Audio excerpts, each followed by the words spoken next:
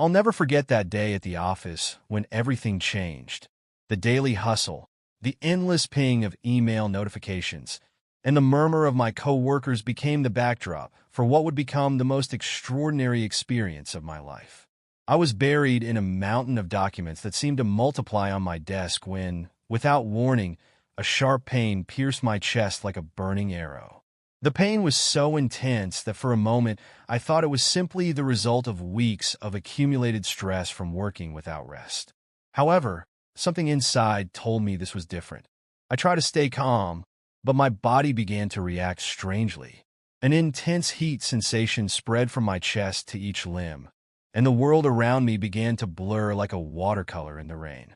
The last thing I clearly remember was Miguel's face, my coworker, transforming into a mask of terror as he screamed for help.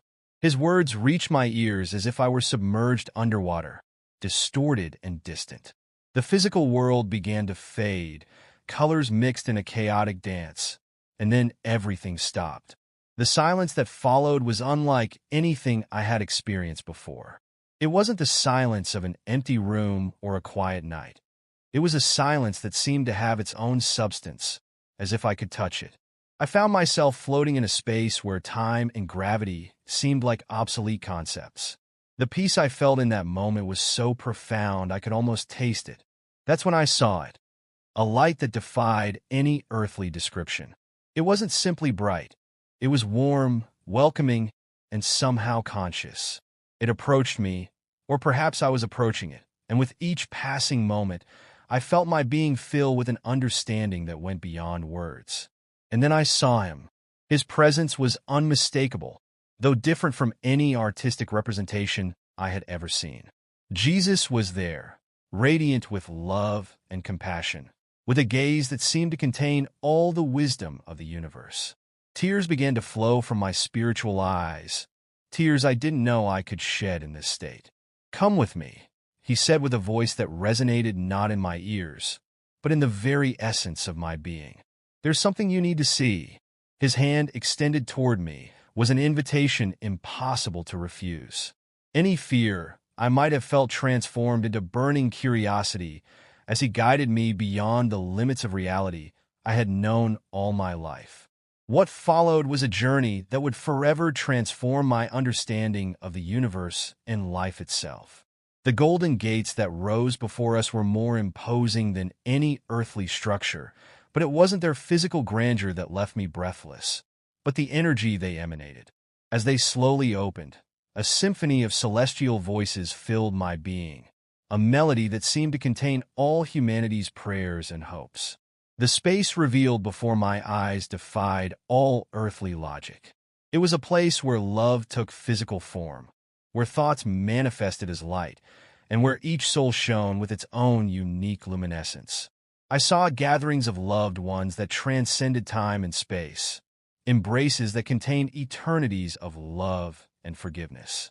Jesus explained that we were witnessing the transformative power of earthly prayers.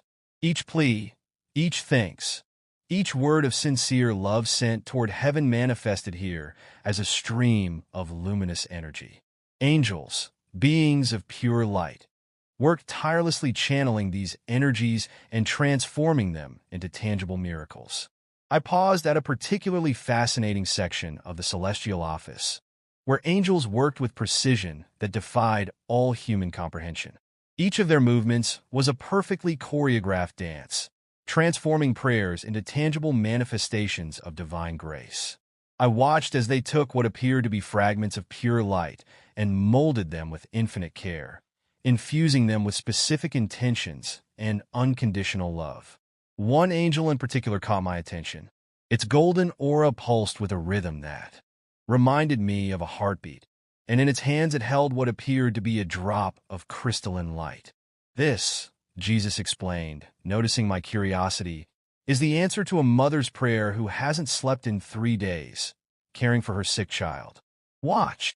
I saw how the angel, with a fluid and graceful movement, sent that drop of light toward earth. We followed it with our gaze as it descended, crossing dimensions my mind could barely comprehend, until it reached a small hospital room where a young woman held the hand of a sleeping child.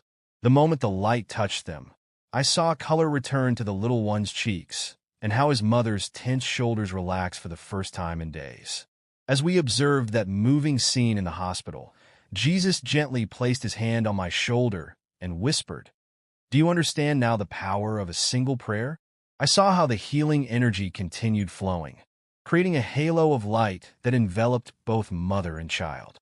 The machines monitoring their vital signs began showing notable improvements, and I could feel the presence of other guardian angels who had gathered to witness this healing miracle. The celestial office was a space in constant motion, where each second brought new manifestations of hope and love. I saw how other angels worked simultaneously on different miracles. Some molded small spheres of light containing comfort for broken hearts. Others wove mantles of protection for those in danger. And still others created intricate patterns of energy that would become unexpected opportunities for souls in need. A particularly radiant angel approached us, holding what appeared to be a kaleidoscope of memories. "This," Jesus explained, "is the archive of answered prayers throughout the centuries." He allowed me to look through it, and I was amazed at the cascade of images that unfolded before my eyes. I saw great historical miracles, small moments of daily grace, and the endless chain of love connecting each act of kindness to the next. The images flowed like a river of light. A family reunited after years of separation, an artist finding inspiration in their darkest moment, a teenager resisting a temptation that could have ruined their life, an elderly person finding peace in their final moments. Each scene was a testament to the tireless work being done in this celestial office. "Watch carefully," Jesus indicated, pointing to a group of angels working in a special section. These celestial beings were busy with what appeared to be threads of golden light, weaving them into complex patterns that shimmered with varying intensity. "They're working on what you call coincidences," he explained with a smile. "Each thread represents a life, and when they interweave them, they create encounters that can change destinies." I saw how they united the threads of two people who, on Earth, were about to meet in what would seem like a casual accident. A doctor who had lost faith in their vocation, and a patient whose story would remind them why they chose their profession. In another corner, angels were preparing the meeting between a mentor and a lost young person who needed guidance. I marveled at the precision and care with which each detail was attended to. Nothing was left to chance. Each prayer, each sigh of hope, each tear shed was recorded and considered with infinite love and wisdom. The angels worked in perfect harmony, their movements synchronized like a cosmic dance choreographed by divine love. A special group of angels caught my attention. They worked with what appeared to be small seeds of light, planting them in what I recognized as human hearts. "They are seeds of faith," Jesus explained, noticing my curiosity. "When someone on earth feels they've lost all hope, these seeds begin to germinate, bringing with them a renewed sense of purpose and possibility." I watched fascinated as one of these seeds was planted in the heart of a woman who had lost her husband. The moment the seed ouched her spirit, I could see how a small spark of hope began to shine in her eyes, like the first ray of sunlight after a long, stormy night. The angels continued their tireless work, and I could see how some specialized in different types of miracles. There were those who dealt with prayers related to physical healing, others who worked with emotional healing, and still others who dedicated themselves to facilitating reconciliation between estranged people. In a particularly luminous corner of the office, I saw a group of angels working with what appeared to be fragments of broken memories. With infinite patience and love, they gathered them and transformed them into something new and beautiful. "They're healing traumas," Jesus explained. "They take painful memories and, without eliminating them, transform them into sources of strength and wisdom." I stopped to observe how they worked with the case of a man who had suffered a terrible accident. I saw how they took his trauma memories and, with gentle and precise touches, began to interweave threads of understanding and purpose into them. They didn't eliminate the pain, but transformed it into something that would help him grow and help others who went through similar situations. Time seemed to flow differently in this place. I could see the past, present, and future intertwined in a perfect dance. I saw how prayers of past generations continued generating waves of blessing that reached their descendants, and how present prayers were already weaving a mantle of protection for future generations. An angel approached holding what appeared to be a dewdrop that contained the entire universe. "This," said Jesus, "is a tear of gratitude. Observe its power." I saw how that single tear, shed by someone who had experienced the kindness of a stranger, multiplied into 1,000 more acts of kindness, creating a chain reaction of love and generosity that spread like ripples in a pond. The angels also worked with prayers not answered in the expected way. I saw how they took these prayers and, instead of discarding them, transformed them into different types of blessings. Sometimes, Jesus explained, not receiving what you ask for is the greatest miracle of all. He showed me how an unanswered prayer for a specific opportunity had led someone down a completely different path, one that led them to their true purpose in life. In another sector of the office, I saw angels working with what appeared to be small flames of different colors. "These are people's passions and talents," Jesus explained. "Each human being is born with unique gifts, and this is where those gifts are cultivated and guided."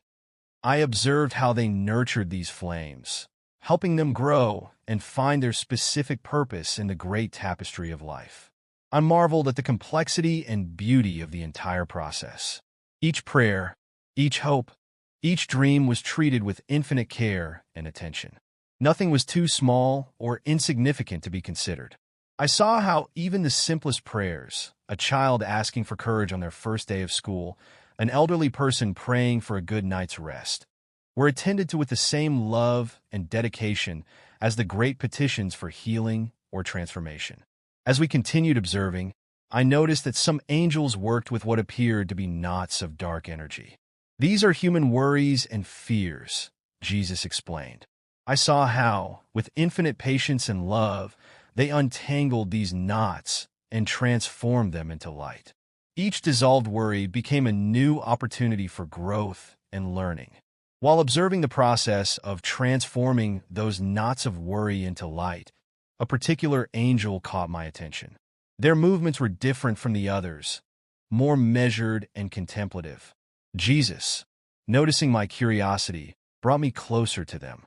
"This," he explained, "is one of the angels specialized in transforming suffering into wisdom." The angel held in their hands what appeared to be a dark crystal sphere, within which I could see swirls of turbulent emotions: fear, anguish, despair. With gentle and precise movements, they began to work with this dense energy. Each touch of their hands sent waves of golden light through the darkness, and little by little, I saw how the sphere began to change. "This is the pain of a mother who lost her child," Jesus explained quietly. "Watch how it transforms." I watched amazed as the darkness of pain began to acquire new hues. Shades of purple representing deep understanding, flashes of blue symbolizing the peace that comes after grief, and finally, golden threads of wisdom that began to interweave into the whole. "The transformation of suffering," Jesus continued, "is one of the most sacred processes that occur here.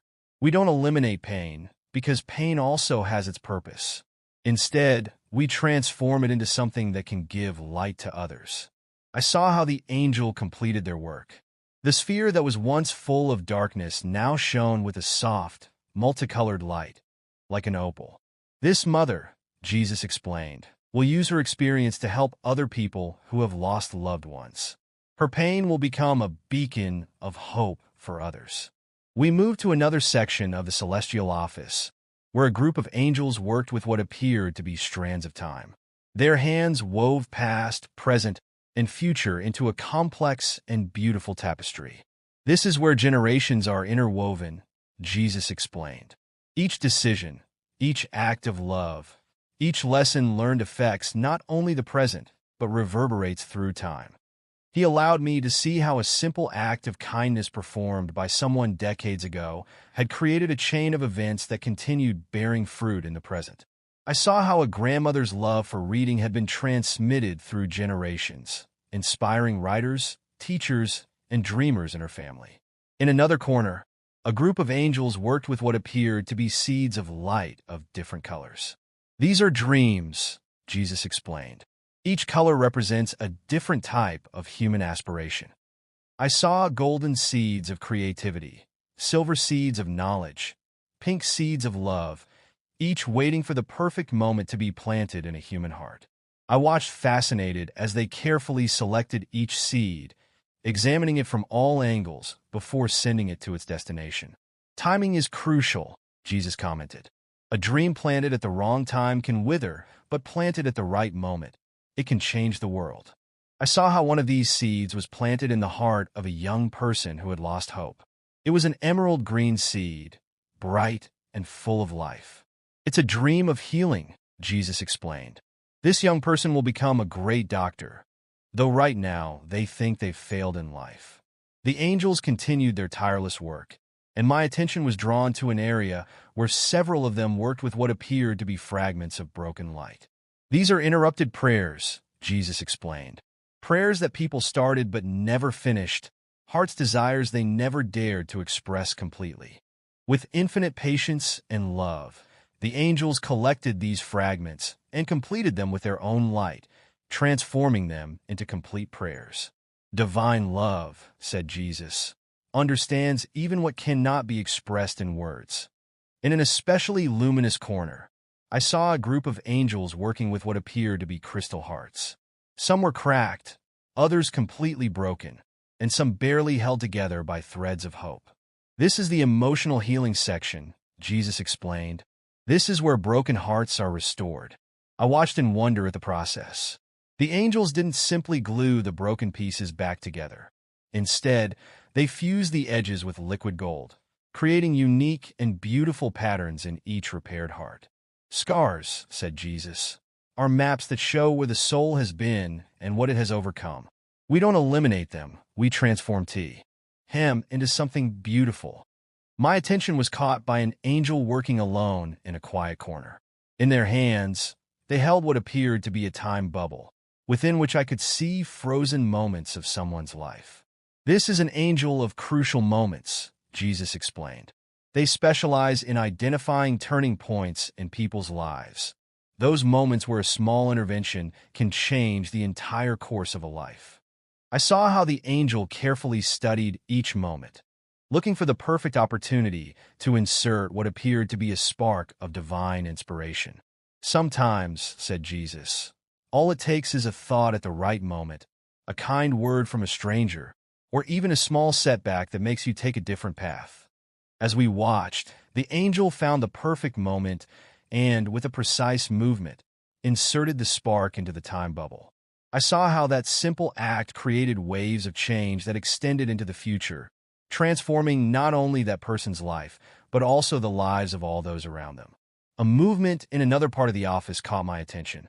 There, a group of angels worked with what appeared to be ribbons of light of different colors. These are the connections between souls, Jesus explained. Each color represents a different type of relationship. Gold for family love, silver for friendship, pink for romantic love, and so on. I saw how they wove these ribbons, creating intricate patterns that connected people on Earth.